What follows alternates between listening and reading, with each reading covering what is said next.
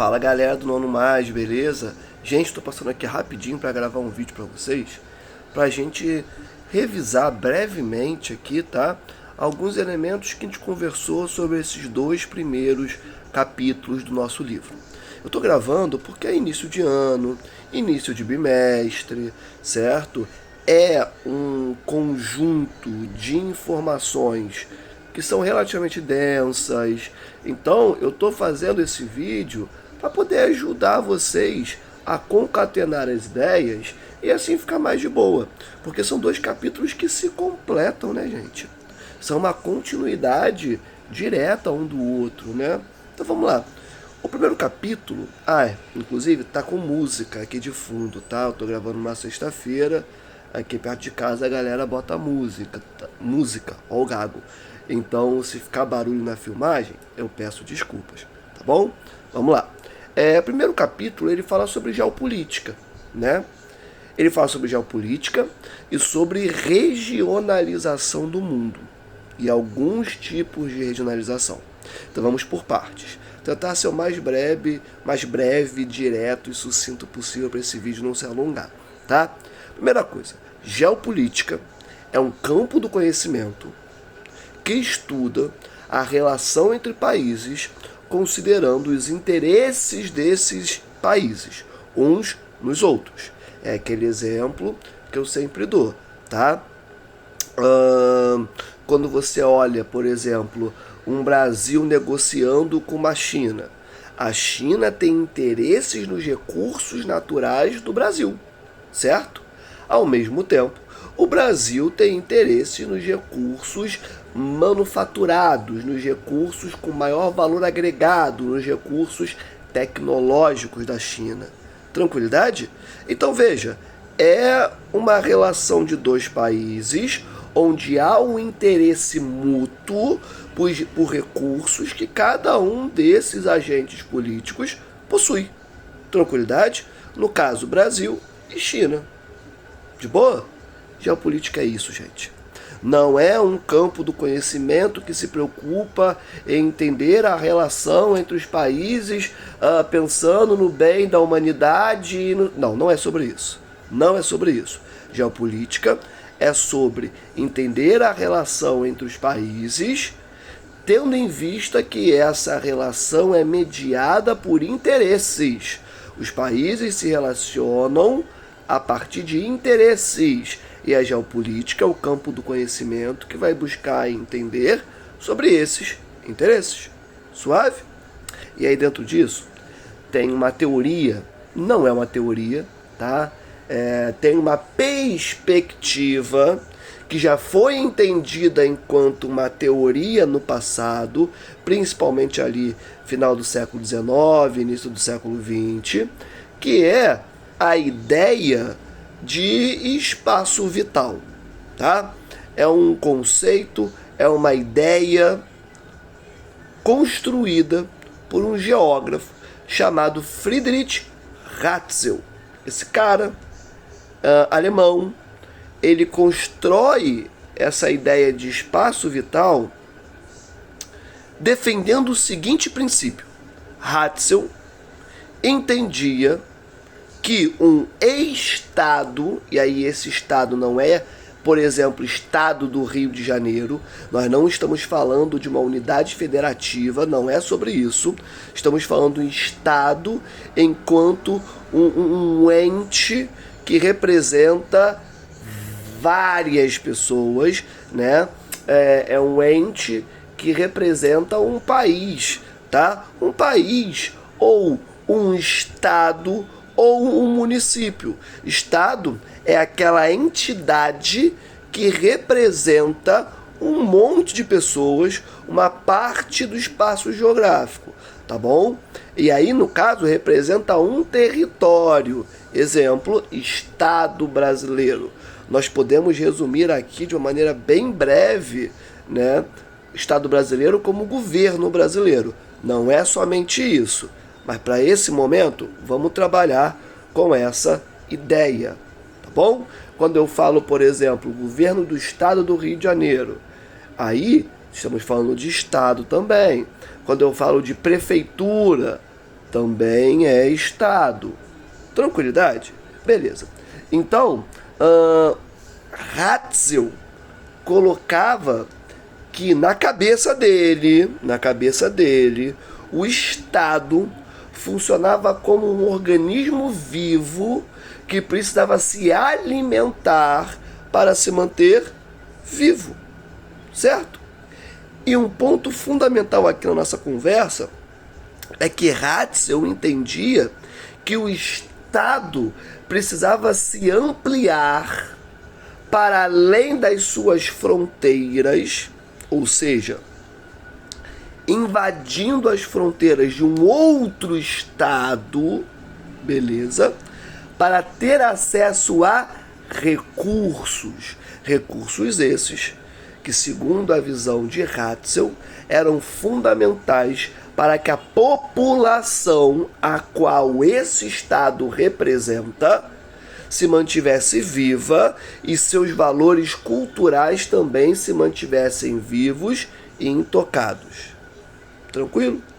Qual é o problema disso? O problema é que Ratzel entendia que nesse movimento do Estado de avançar, de fagocitar territórios de outros grupos políticos, de outras populações, aqueles que eram vencidos deveriam ser oprimidos, escravizados por aqueles vencedores, né? E Ratzel desenvolvia toda essa perspectiva sobre uma ideia de raça superior e raça inferior. Então, na perspectiva de Ratzel, aqueles que vencessem esse embate eram racialmente superiores e, portanto, teriam o direito, entre muitas aspas, na palavra direito, de oprimir o povo que foi vencido, né, e que tinha perdido o seu território e seus recursos para o povo que invadiu, né? E por que essa tese ela é interessante da gente conversar? Porque essa tese, gente, essa perspectiva, esse conceito de espaço vital de Ratzel, ele vai ser uma das bases, talvez a principal base do que viria a ser a geopolítica. Geopolítica, gente, ela vai ser construída no século XIX também, né? Tendo como base essa ideia de espaço vital, reforçando aquilo que nós conversamos. Geopolítica não é sobre o bem da humanidade. Geopolítica é sobre interesses de estados, interesses de países que se relacionam a partir desses interesses, e a nossa intenção quando nos propomos a estudar geopolítica é entender esses interesses. Acabou, certo? E ela nascer com um dos seus pressupostos, um dos seus principais conceitos, sendo esse de espaço vital, eu acho que ajuda muito a gente a entender do que a gente está falando, né? E aí que vem a parada complexa, né? Porque os nazistas utilizaram como um dos seus principais pressupostos o conceito de espaço vital. Hitler utilizava, inclusive, esse conceito nos seus discursos, nos seus documentos e tudo mais. Então, para a gente entender que o negócio é bastante complicado, né? O negócio é bastante violento e é óbvio que em 2026 nenhum cientista, nenhum professor olha para as ideias de Ratzel e fala, tá aí, vamos nortear nosso pensamento a partir dessa leitura. Não. Ninguém hoje em dia, ninguém de respeito, considera espaço vital como um conceito respeitável para se pensar a relação do mundo, né? Hoje em dia, não. Mas a gente olha para o conceito de espaço vital para entender alguns discursos que ainda existem. Ainda existem estados que invadem outros para obter recursos, certo? E oprimir a população desses estados invadidos. Só em 2026 já aconteceram vários eventos que exemplificam isso. beleza? Não vou enumerá-los, mas já foram vários, tá? Alguns bem recentes, inclusive, beleza? Então, a gente entende esse conceito de espaço vital para entender a gênese do que é a geopolítica e para entender alguns discursos e algumas ações de países na atualidade quando a gente olha para o mundo. Tranquilidade? Mas não, ninguém considera que o que o Hatzel falou era certo. Porque, pelo amor de Deus, é uma perspectiva absolutamente racista e supremacista. Tanto que foi utilizado como base por quem foi utilizado, né? Então, beleza, esse é o primeiro ponto. O que é geopolítica, as bases conceituais, na verdade, a base conceitual de geopolítica partindo do conceito de espaço vital de Friedrich Hatzel, tá? E agora, eu quero falar um pouquinho sobre as formas de se dividir o mundo, de se regionalizar o mundo, tá bom? E aí a gente precisa entender que o nosso mundo, ele foi basicamente colonizado pela Europa Ocidental, certo? Então, tudo que eu vou falar agora, ele segue uma perspectiva eurocêntrica. O que é uma perspectiva eurocêntrica? É uma perspectiva que coloca a Europa no centro do mundo.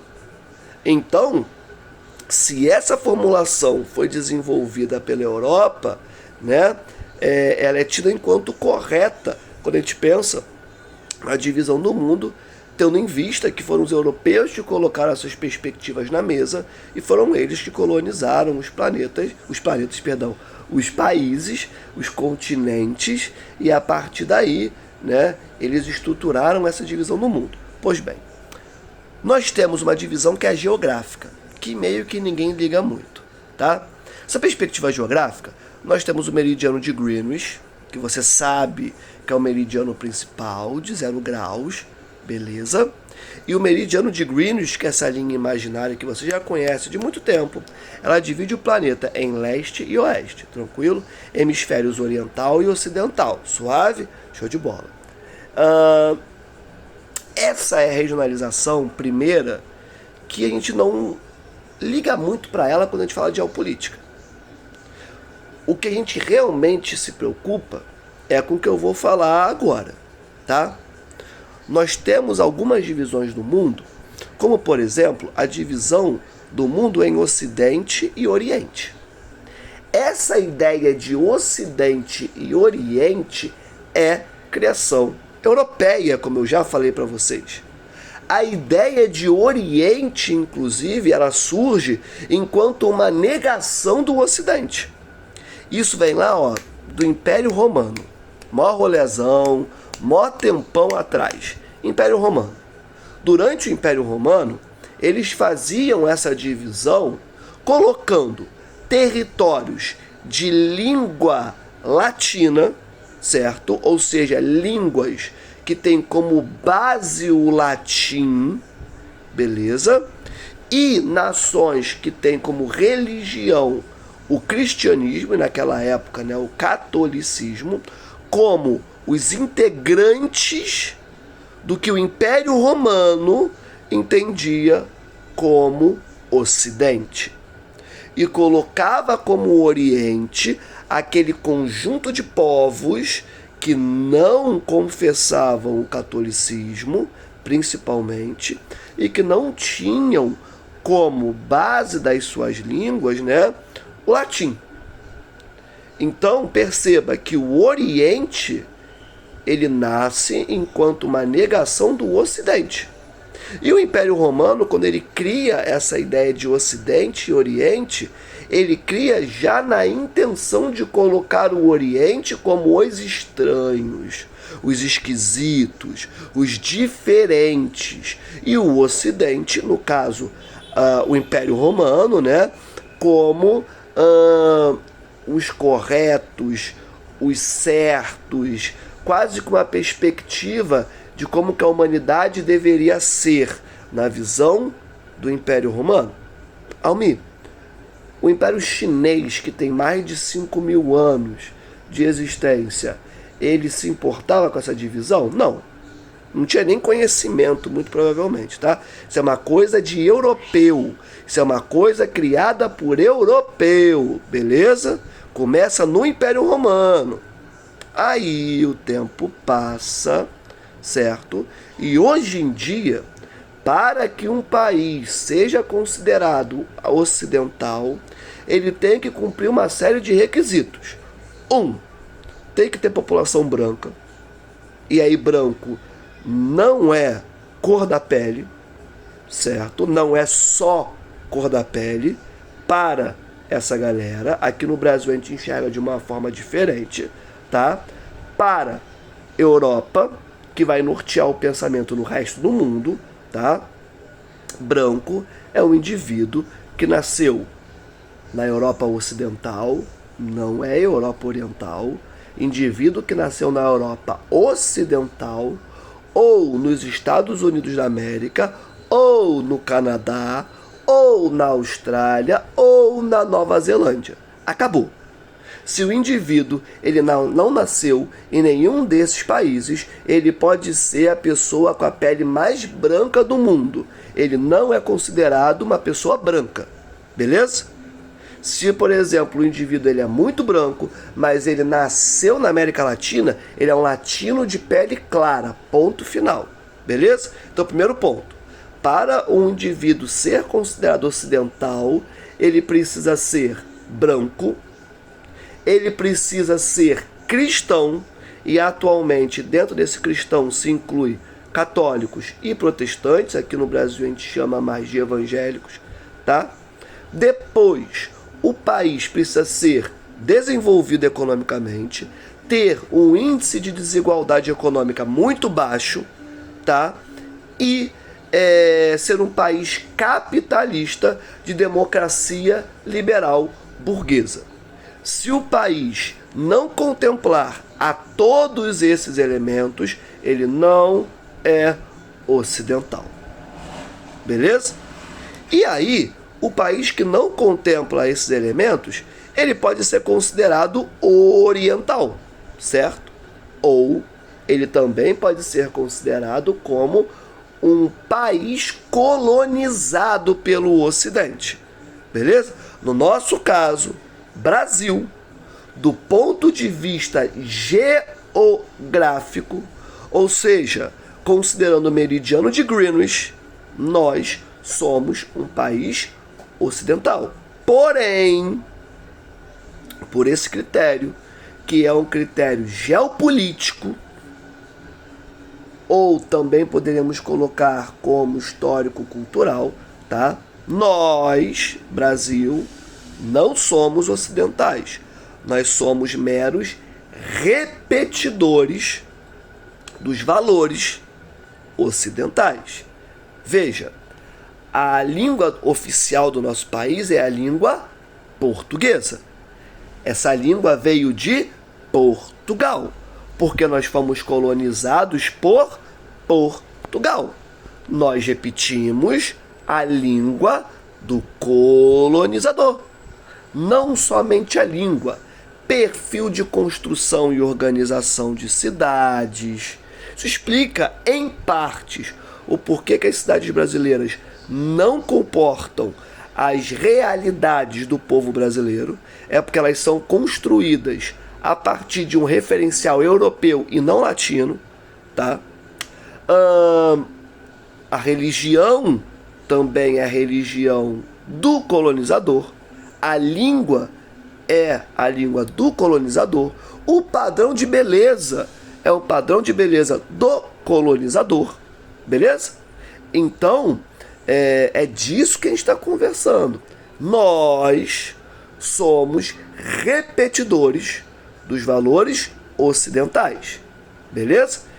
E outros países, principalmente aqueles países ali que pegam a Península Arábica, Oriente Médio, Extremo Oriente Asiático, essa galera, aí pegando China, Japão, Coreias, Índia, essa galera é considerado Oriente. Tranquilidade? De boa? Maneiro. E aí tem uma outra regionalização, que aí é uma regionalização que vai considerar elementos econômicos principalmente. Essa outra regionalização que eu vou falar com vocês é a divisão do mundo, é a regionalização do mundo em norte e sul. Essa regionalização, ela não considera aquilo que você estudou no 6º e no 7º ano. Ela não considera que países que estão ao norte da linha do Equador compõem o norte geográfico. Não é assim que funciona. Não é assim que funciona. A divisão do mundo em norte e sul, ela vai considerar critérios puramente econômicos. No norte estão os países desenvolvidos, certo? Estão os países desenvolvidos e países que têm ali uma capacidade industrial bastante avançada. Show de bola? Mas a grosso modo são, e militar também, tá? Mas a grosso modo são os países desenvolvidos. Exemplo, Austrália, Nova Zelândia, geograficamente elas estão no sul. Elas estão ao sul da linha do Equador.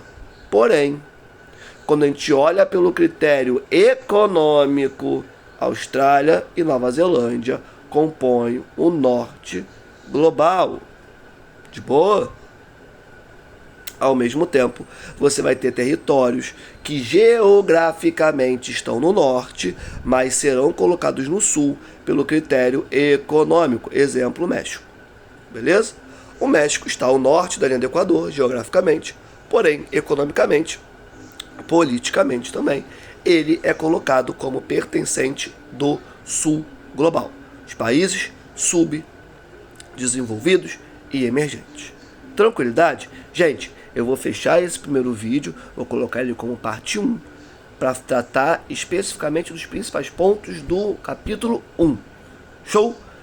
Já deu 22 minutos. Eu vou fechar esse vídeo para começar um novo vídeo, que aí vai ser uma parte 2, falando sobre Guerra Fria e mundo bipolar. Suave? Beijo no coração, até daqui a pouco.